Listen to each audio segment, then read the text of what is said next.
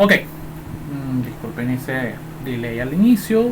Vamos a presentar lo que sería la teoría que manejan lo que son las distribuciones de probabilidad de variable continua. Recordemos que las variables probabilísticas se dividen en variable discreta y variable continua. ¿Cuáles son las variables continuas? Son aquellas que admiten decimales, es decir, ya podemos manejar valores fraccionados, decimales, y eso nos permite generar un continuo de valores en los cuales se mueve la variable probabilística.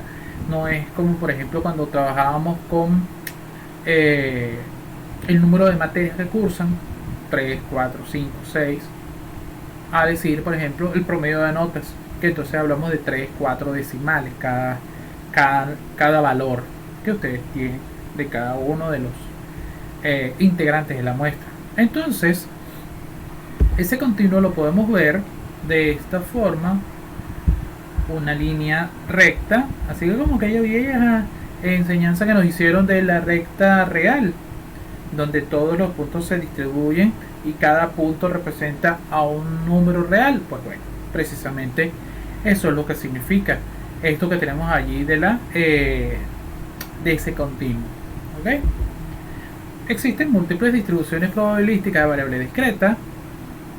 Las podemos nombrar: la distribución uniforme, la distribución gamma, T de Student, F de Snedeker, pero la que más es la más importante y la que vamos a estudiar es la distribución normal. Esa es la que nos va a interesar. ¿Y de dónde surge? ¿Cómo salió? ¿De dónde salió? ¿Quién se la inventó? ¿Por qué nos están metiendo? No, aquí nadie está metiendo nada. Vamos a ver entonces de dónde surgió la distribución normal. La distribución normal fue definida por Abraham de Moivre en 1733 por allá en Francia, y fue rescatada por Gauss cerca de 100 años más tarde. Voy a pararme un momentico acá en el sentido de explicar, aunque eso se puede buscar en la guía, en las teorías, en un libro de estadística, porque se dice que fue definida por de Moivre y rescatada por Gauss. Resulta que de Moivre, cuando la plantea en función de juegos de envite y azar, y como sabemos la universidad está peleada con los juegos de envite y azar. Si no existiera la norma de que no se puede jugar cartas en la universidad, y sin embargo vemos infinidad de estudiantes de distintas carreras jugando truco, caída, incluso apostando. ¿Ok? Además que de Moivre cometió ciertos errores en su planteamiento, en su concepción de la variable, y por lo tanto se quedó como frío, se congeló de alguna manera. Gauss, haciendo sus propios desarrollos matemáticos, encontró un comportamiento muy particular de una variable probabilística, y de allí estableció, en concordancia con lo que había planteado de Moivre, que la variable normal es aquella que está sujeta a la ley de los grandes números. Ok, esa ley de los grandes números, ¿qué dice? Vamos a verlo a continuación. Dice: es una variable sujeta a la acción de infinitas causas de efecto infinitesimal. Ok, está interesante eso. Cuando hablamos de infinitas causas y efecto infinitesimal, ¿a dónde nos lleva? ¿A qué nos recuerda? Si recuerdan los pocos días que tuvimos de actividades presenciales, y si no, para futuros usos de este material, para futuras generaciones, yo no acostumbro a hablar de política ni de religión en mi clase, pero sí la incluyo como ejemplos para ciertos elementos. ¿Ok? En este caso cabe muy bien un ejemplo religioso, un ejemplo bíblico, y justo ahorita que acabamos de terminar la Semana Santa, aunque no tiene nada que ver con Semana Santa, pero hay un ejemplo que es interesante, que quiero que veamos a continuación: la bendición de Abraham. O sea, cuando Dios, el Señor, ve a Abraham él le dice, mira ahora los cielos y cuenta las estrellas, si las puedes contar. Y le dijo, así será tu descendencia. ¿Cuántas estrellas vemos nosotros en un cielo? Por ejemplo, ¿se acuerdan del año pasado con los apagones, que no había luz por ninguna parte del país? ¿Cómo se podía ver el cielo? Y más adelante le dice, de cierto te bendeciré y multiplicaré tu descendencia como las estrellas del cielo y como la arena que está a la orilla del mar, y tu descendencia poseerá la puerta de sus enemigos. Y continúa la bendición, y incluso él bendice a la hija, al hijo de la esclava, a Ismael, y multiplicaré tanto tu descendencia que no podrá ser contada a causa de la multitud. Lo que me llama la atención y quiero que fijemos nuestra atención es en esa expresión que está allí: multiplicaré tu descendencia como las estrellas del cielo y como la arena que está a la orilla del mar. ¿Cuántas estrellas vemos en el cielo? Infinitas, ¿verdad? Una cantidad increíble. Y a nuestra escala humana, ¿de qué tamaño las vemos?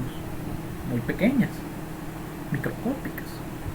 A esta distancia, quiero decir.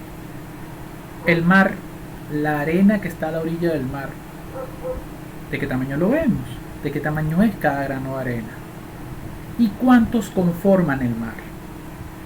Entonces vemos que se da esa idea de las infinitas causas de efecto infinitesimal que nos define la ley de los grandes números.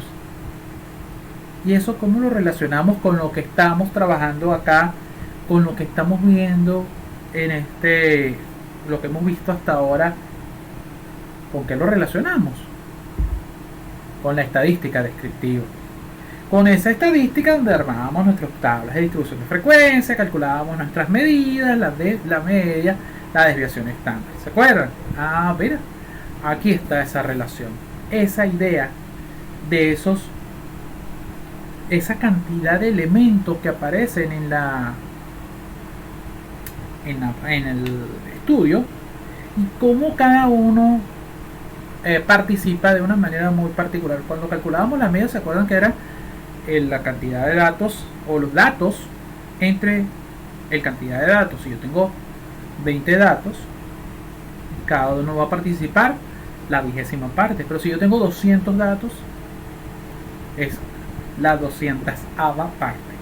Ya cada vez que mientras más elementos hay en la muestra, menos es su aporte.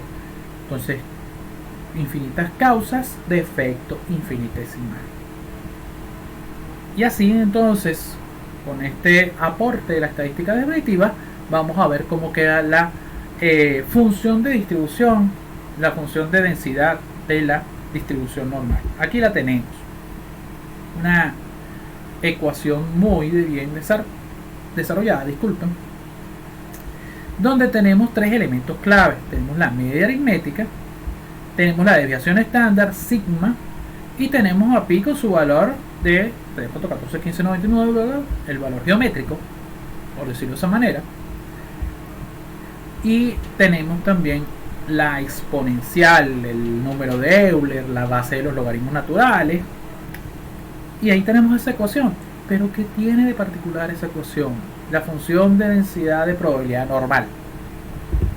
Que esa función de densidad no posee primitiva.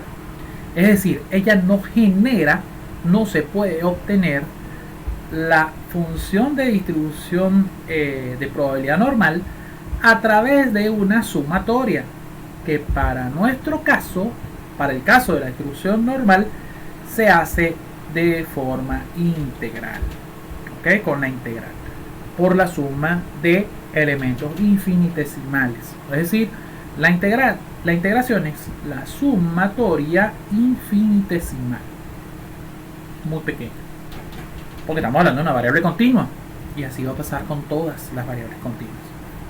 Pero estamos con la distribución normal, no nos desviemos de ese punto. Entonces, ¿cómo hacemos? Es ahí el gran problema, o el primer gran problema que confrontó De Moivre. No puedo generar la función de distribución, es decir, la probabilidad que mi variable normal se acerca a un valor dado. No lo tengo. Entonces Gauss propuso desarrollar la integración gráfica de la función de densidad, es decir, aplicando el cálculo del área bajo la curva definida por la función de distribución de probabilidad normal, la función de densidad de probabilidad normal. ¿Ok? Recordemos, ya lo dijimos anteriormente y lo vimos en la función de distribución de probabilidad, que al estar la media, la desviación estándar como parámetros de referencia, cualquier variable normal se va a expresar de esta forma, como x, que se distribuye normalmente con un valor de media y una desviación estándar. ¿Okay? Eso es importante porque esa variable normal se representa en la llamada campana de Gauss, la curva normal, la campana gaussiana, la curva gaussiana. Bueno, tiene infinita cantidad de nombres, pero vamos a ver una curva como esta.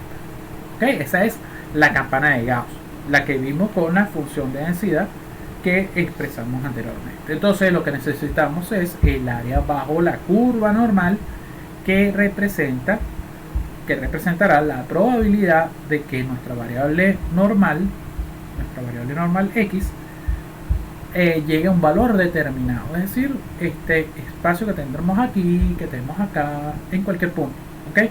Donde ubiquemos el valor de referencia.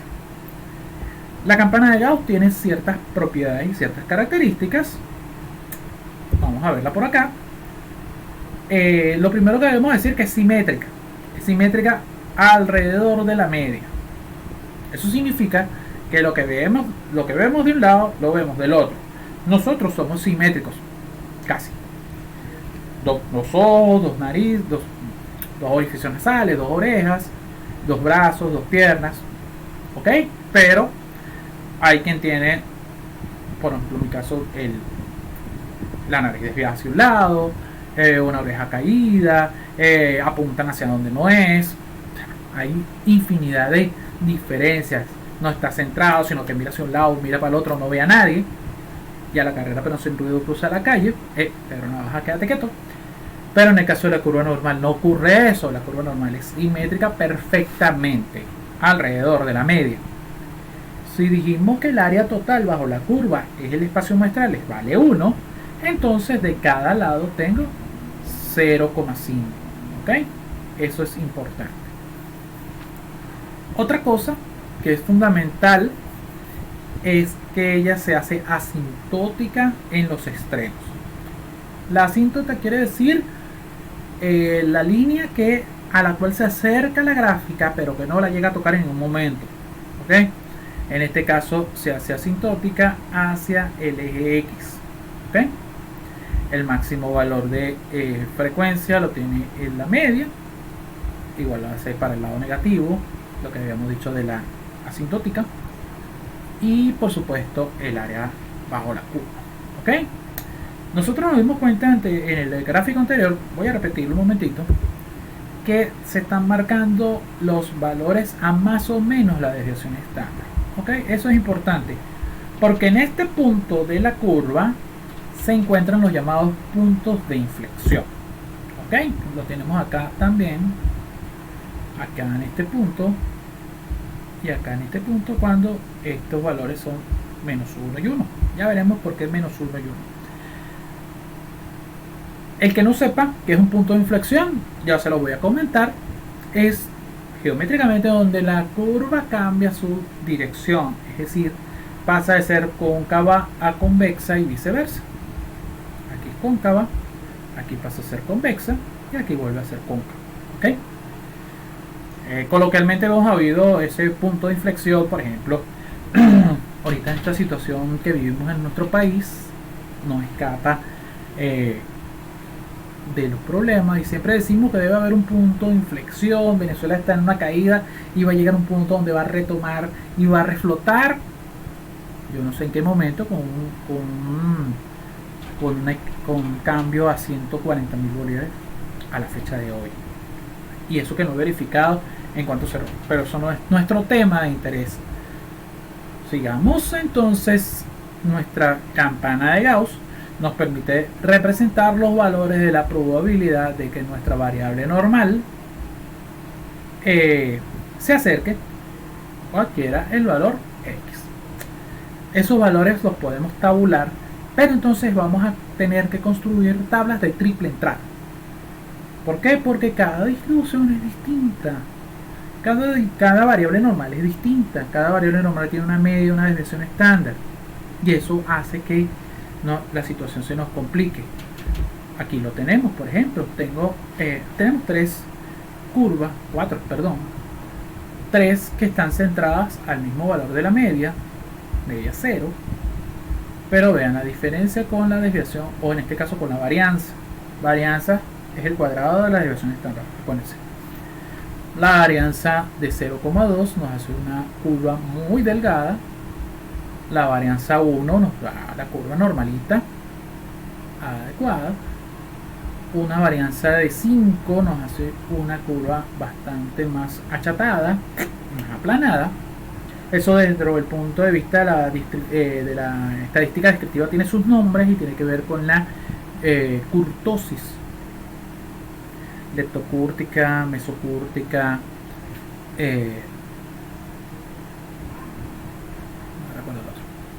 eso lo podemos buscar.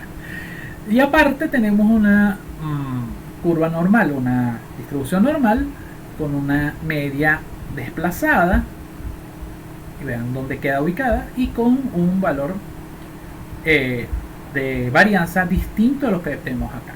Entonces vean la diferencia que se genera en las curvas normales de esas cuatro variables. Entonces imagínense, hay que construir una tabla distinta para cada uno. Por eso Gauss nuevamente propuso transformar cualquier variable normal, cualquier variable X que se distribuye normalmente con una media y una desviación estándar, a una nueva variable normal. Esa nueva variable normal tiene ciertas condiciones y ciertas características. Vamos a ver cuál es.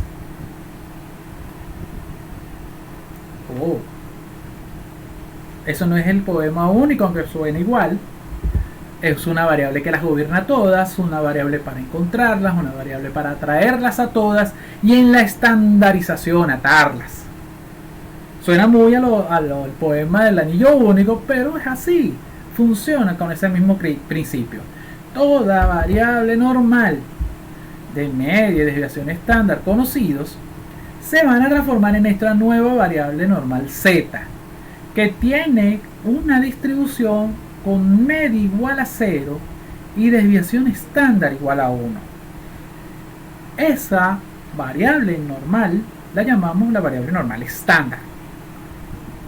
Nosotros en idiomas modernos sabemos que normal y estándar tienen equivalencia, ¿verdad? Porque lo estándar es algo típico, normal. Entonces, normal estándar es como ratificar lo normal, una normal al cuadrado, por decirlo de una manera práctica. Quiere decir que entonces lo que nosotros buscamos, que es encontrar la probabilidad de que mi variable normal cualquiera se acerque a un valor dado, nos va a dar o nos va a permitir calcular o nos va a llevar a calcular la probabilidad de que la variable normal estándar z se acerque a un valor z sub 0. ¿Ok? ¿Y cómo se hace eso? A través de la estandarización de la variable normal. La estandarización, que es llevar la variable normal a la variable normal estándar. ¿Ok? ¿Y con qué ecuación lo hacemos?